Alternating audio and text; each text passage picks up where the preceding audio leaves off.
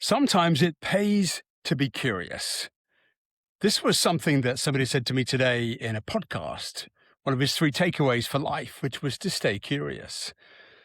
And tonight on my evening walk, I thought, well, why not put that to the test? I'd normally go a certain route and I'd always turn right. But tonight, I thought, I wonder what happens if I turn left. I've heard about a path down there and maybe it leads somewhere. So I turned left. And look what I find. A whole new landscape. Maybe it's not new for you, but for me, this is a whole new landscape.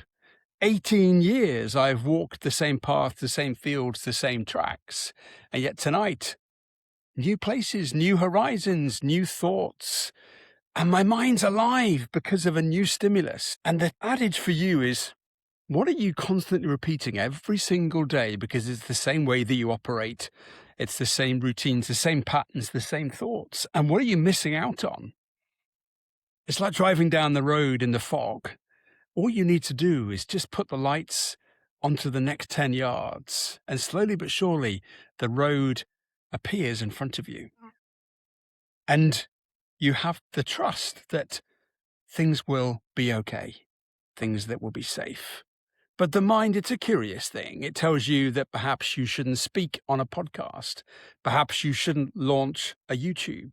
Perhaps you shouldn't try and be a thought leader and giving people content to think about or engage with. But what's the worst that can happen? What's the phrase that I love from Wayne Gretzky? You miss 100% of the shots that you don't take. What shots could you take today that could land you more opportunity?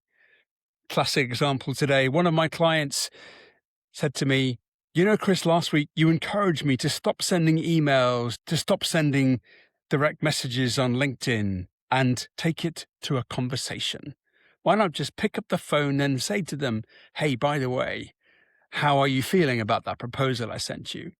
What's the next step in terms of deciding whether you will or won't work with me? That one phone call will create a response. And from that response, it's either a yes or a no. Well, how about we meet up again in 2 months to decide whether or not there would be the right time? You ask questions, you get replies, and you get an instant result on your communication.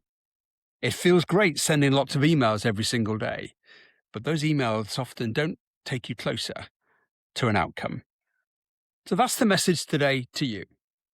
Are you living the same patterns of your life every day and always turning right when actually you could turn left and find a whole new world out there that you didn't know even existed?